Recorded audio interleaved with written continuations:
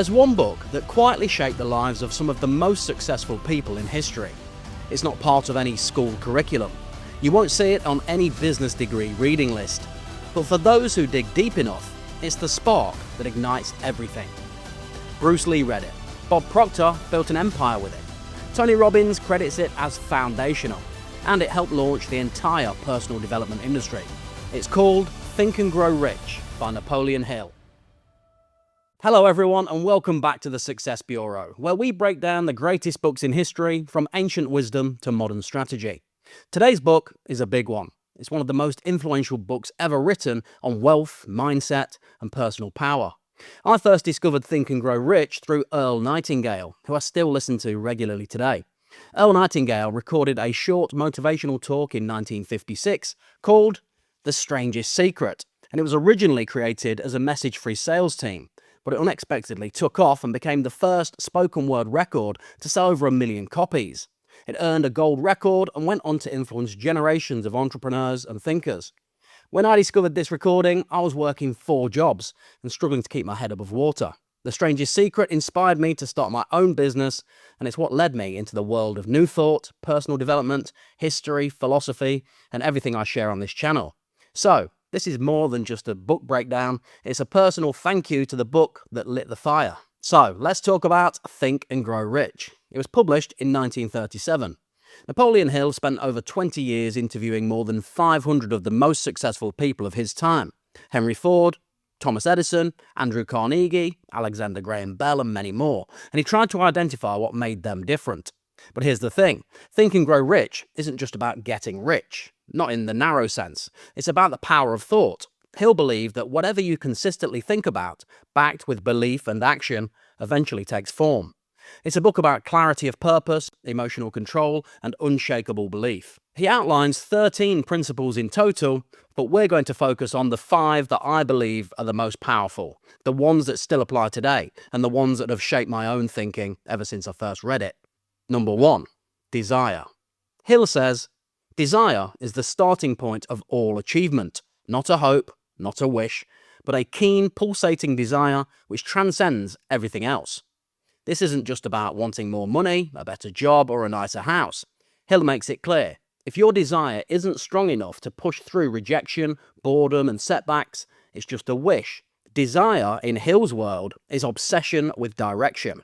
It's knowing exactly what you want, why you want it, and what you're willing to give up to get it. It's emotional, it's specific, and it's active. He tells you to go beyond daydreaming, to write your goal down, to describe it in vivid detail. How much money, by when, doing what, and then read it aloud twice a day, morning and night.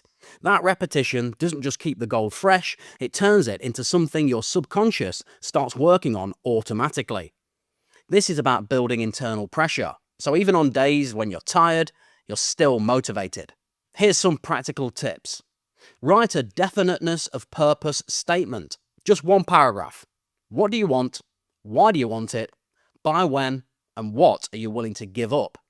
Keep it on your phone, mirror, notebook, anywhere you can see it daily. Visualize your goal every day. Not just the result, visualize the whole process. See yourself doing the work, overcoming setbacks, and staying focused. This keeps your emotions aligned with the journey, not just the destination. Use desire anchors. Link your goal to something tangible, a photo, an object, or a piece of music that reminds you of what you're working for. When you feel distracted or low, go back to that anchor. Burn the boats. If possible, cut off the exit routes. Commit publicly. Cancel the backup plan. Hill shares story after story of people who succeeded because they had no plan B. When it matters that much, you find a way. If you've ever listened to Arnold Schwarzenegger giving a motivational speech, he quotes Napoleon Hill almost verbatim. I hate plan B. 2. Faith. Hill says, faith is the head chemist of the mind. That's a poetic way of saying whatever you believe, whether it's true or not, will shape how you think, how you act, and ultimately, what you achieve. Hill's definition of faith isn't religious, it's mental conditioning, and it works in both directions. If you believe you're destined to fail, you'll subconsciously sabotage yourself. If you believe something is possible, even if you don't know how yet, you start to move toward it with energy and confidence. The challenge is that most of us don't automatically believe in ourselves, especially if we've had failures, criticism, or conditioning that told us to be realistic. Hill's answer to that is autosuggestion. He says that by repeatedly telling yourself what you want and visualizing it with emotion, you slowly rewire your subconscious. Over time, your internal dialogue shifts. Doubt is replaced with direction. This isn't about lying to yourself, it's about choosing what voice gets the final word, fear or belief. Here's some practical tips. Write a confidence statement. This is separate from your goal statement. Write one sentence that reinforces your ability to succeed. Example would be, I am fully capable of learning everything I need to achieve my goal. Repeat it twice daily with emotion, even if you don't feel like it at first. Reframe past failures. Instead of avoiding your past mistakes, reinterpret them as proof you're still standing. You've survived everything up to this point. That's not weakness, that's evidence of resilience. Surround yourself with proof. Follow people who've done what you want to do. Read success stories. Study biographies. Not for comparison, but to remind yourself that success is possible and real people are doing it every day. Act as if. Show up as the version of you that already believes in the outcome. Walk, talk, and plan like it's going to happen. That energy is contagious and it builds momentum. Hill believed that faith was the most powerful force in human psychology, not because it guarantees success, but because it makes you act like success is possible, and that changes everything. 3. Specialized knowledge. Not just education, but application. Hill says, general knowledge, no matter how vast in quantity, is of little use in the accumulation of money. It's a bit of a jab at the traditional education system, but he's not wrong. Most of us were taught to value broad knowledge. But in business and in life, the most valuable knowledge is specific, targeted, and actionable. It solves a real problem. It creates value. It moves the needle. Hill draws a line between two types of people. 1, those who accumulate facts, and 2, those who learn exactly what they need and apply it immediately. And here's the twist.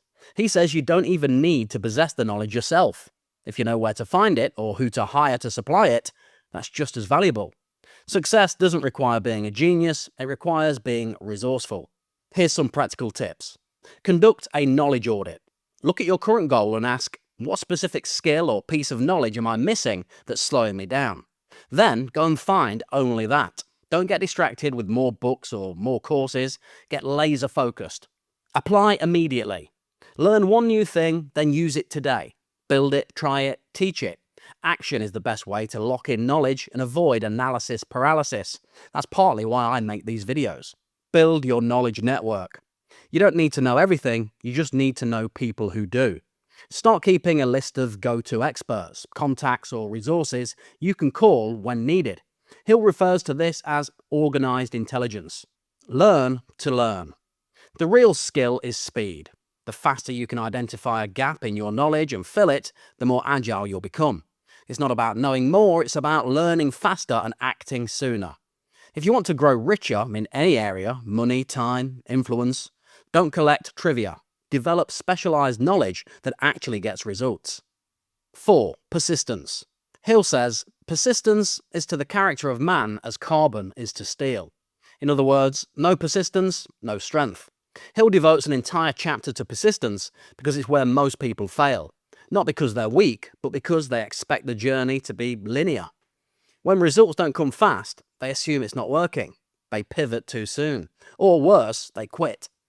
But the truth is, almost everything worth doing gets really hard right before the breakthrough. Hill argues that the universe tests us to see how badly we want it. That may sound mystical, but in practice, it's just human nature. Most people give up too early. Those who persist win. Here's some practical tips. Track micro wins.